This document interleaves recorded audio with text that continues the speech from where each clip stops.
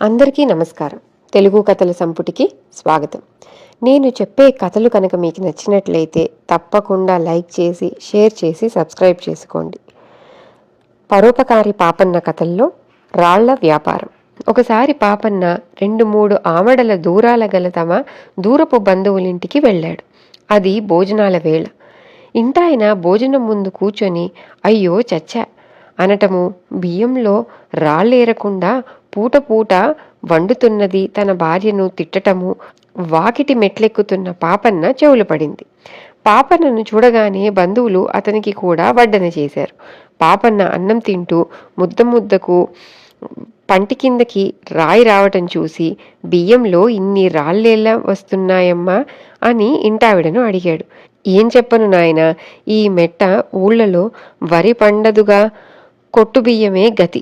వాటి నిండా రాళ్ళు, ఏరటానికి కనిపించి చావువు, బియ్యం రంగులోనే ఉంటాయి.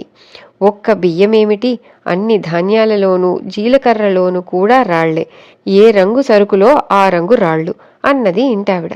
ఇంటాయన మటుకు కొట్టు నుంచి తెచ్చుకున్న సరుకు బాగు చేయకుండా చాతకాకపోతే ఏమవుతుంది అన్నాడు. ఈ రాళ్ల అంతా తేల్చుకోవాల్సిందే అనుకున్నాడు పాపన్న. అతను తన బంధువులను సరుకులిచ్చే కొట్టువాడి దగ్గరికి పోయి, మీ కొట్లో కొనే ప్రతి సరుకులోనూ రాళ్ళుంటున్నాయట, ఏమిటి కథ అని అడిగాడు. ఆ సంగతి నాకేం తెలుస్తుంది బాబు, నాది చిన్న కొట్టు. ఎలా వచ్చినా సరుకుల్లాగే అమ్మేస్తాను. ఊళ్ళో అన్ని కొట్లకు సరుకులిచ్చే దానయ్య గారిని అడిగితే సంగతి తెలియవచ్చు అన్నాడు కొట్టువాడు. పాపన్న దానయ్య వద్దకు వెళ్ళి, మీరు చిల్లర కొట్టు వాళ్ళకిచ్చే బియ్యం నిండా రాళ్ళు వస్తాయే, దానికి కారణం ఏమిటో చెప్తారా అని అడిగాడు. నేనేమైనా పంట చేస్తున్నానా నాయనా, వరి పండించే రైతుల దగ్గర కొంటాను. నువ్వు చెప్పే రాళ్ల సంగతి వాళ్లకు తెలియవచ్చు అన్నాడు దానయ్య. పాపన్న వరి పండించే గ్రామానికి వెళ్ళి రైతులను రాళ్ల మాట అడిగాడు. మేమేమన్నా కొండల మీద వరి సాగు చేస్తున్నామా బాబుగారు? మేం తయారు చేసే బియ్యంలో ఎక్కడన్నా మట్టి బెడదలు వస్తుంటాయి కానీ రాళ్ళెలా వస్తాయండి అన్నారు రైతులు. వాళ్ళు తమ బియ్యం తెచ్చి పాపన్నకు చూపించారు కూడా. తన ముసలి రైతు పాపన్నను రహస్యంగా అవతలికి తీసుకుపోయి, దానయ్య గారిని గుట్టుగా పరీక్షిస్తే గాని మీకీ రాళ్ల వైరం అంతు చిక్కదు. ఈ దానయ్య గారు రంగురంగుల రాళ్ళు ఒక గదిలో భద్రం చేసి ఉంచాడు. ప్రతి సరుకులోనూ 100 2 పాళ్ళు రాళ్ళు కలుపుతూ మంచి లాభాలు రాబట్టుతున్నాడు. ఉత్తుత్త బెదిరింపులకు జంకే రకం కాదు, రాళ్లు కలుపుతుండగా పట్టుకోవాలి అన్నాడు.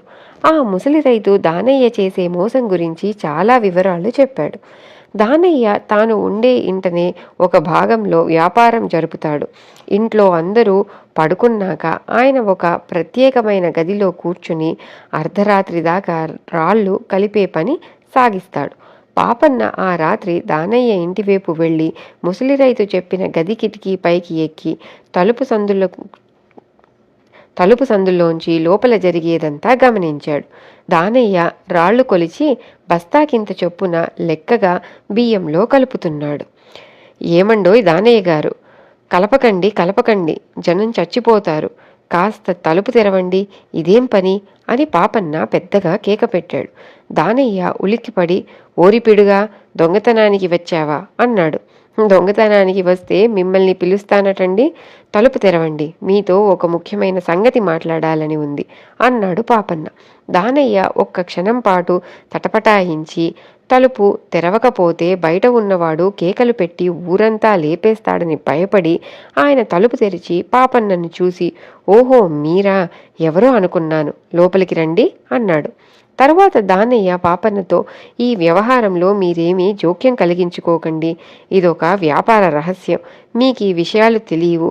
ఇందులో అబద్ధాలు, మోసాలు, కల్తీలు ఎన్నో ఉంటాయి. ఇవన్నీ చేస్తే కానీ లాభసాటిగా వ్యాపారం సాగదు. ఎన్నో దానాలు ధర్మాలు చేస్తాను కదా, లాభాలు రాకపోతే ఎలా చేయగలను, మీరే చెప్పండి అన్నాడు. అయితే ఒకటి చెయ్యండి దానయ్య గారు, ఇలా రాళ్ళు కలపటం చేత మీకెంత లాభం వస్తుందో అంత నేనిస్తాను, ఈ పని మానండి అన్నాడు పాపన్న. దానయ్య నిర్ఘాంతపోయి, అందువల్ల మీకేం లాభం అన్నాడు. నా లాభం దేవుడిస్తాడులేండి, మీకు కావలసిన లాభం లెక్క కట్టి చెప్పండి, ఆ మొత్తం రేపు పట్టుకొచ్చి మీకిస్తాను అన్నాడు పాపన్న. దానయ్య ఇదంతా వేళాకోళం అనుకున్నాడు.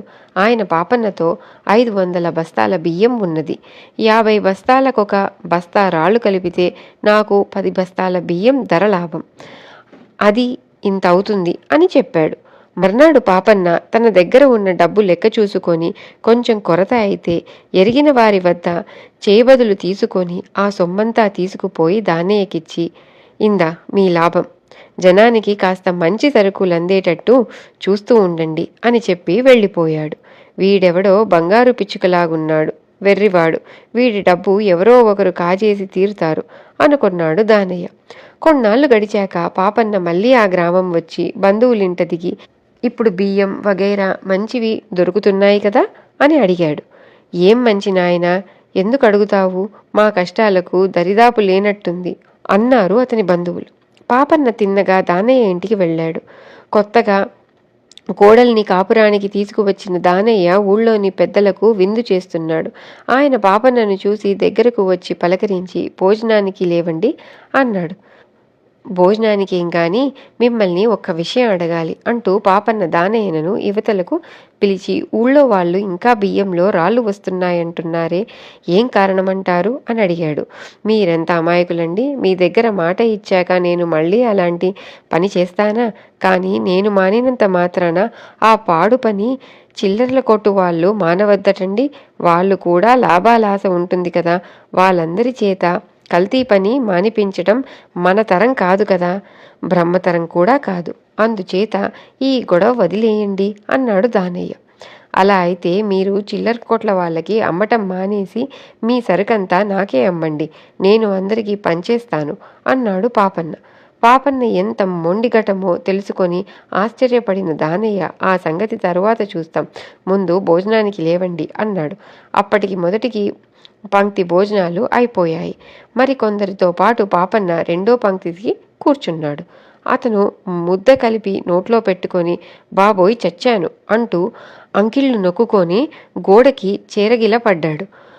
అదే స్థితిలో ఉన్న మిగిలిన వాళ్ళు ధైర్యం తెచ్చుకొని, ఈ అన్నం తినలేం అంటూ విస్తళ్ళు ముందు నుంచి లేచారు. దానయ్యకు కళ్ళనీళ్ల పర్యంతమైంది.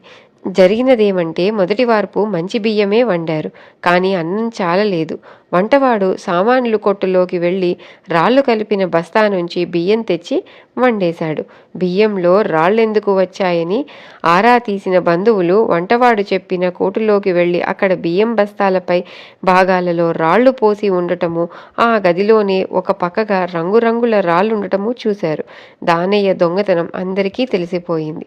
కానీ పాపన్న దానయ్యతో, దానయ్య గారు, మీరు మోసం చేయనని నాకు ఇచ్చిన మాట నిలబెట్టుకున్నందుకు నాకు చాలా సంతోషంగా ఉంది. ఎందుచేతనంటే మీరు స్వయంగా ఇంట్లో వాడుకుంటున్న బియ్యం లాంటి ఊళ్ళో అందరికీ అమ్ముతున్నారు అన్నాడు. ఈ మాట దానయ్యకు శూలంలా గుచ్చుకున్నది. ఆయన పాపన్నను లోపలికి తీసుకుపోయి అతనికి డబ్బు సంచి ఇస్తూ, ఇదిగో మీ డబ్బు, మిమ్మల్ని పరీక్షించటానికి తీసుకున్నాను కానీ ఈ డబ్బు నాకెందుకండి, ఇంకో 10 రోజులు ఆగి నేనమ్మే బియ్యం ఎలా ఉంటివో విచారించండి, నిజం మీకే తెలుస్తుంది అన్నాడు. పాపన్న తాను చేసిన చేబదులు తీర్చేసి వెళ్ళిపోయాడు. ఆ తరువాత దానయ్య కల్తీ వ్యాపారం మానేశాడు. ఊళ్ళో వాళ్ళు సుఖపడిపోయారు. ఇది కథ. తిరిగి ఇంకో పాపన్న కథతో మళ్ళీ కలుద్దాం. అంతవరకు సెలవు.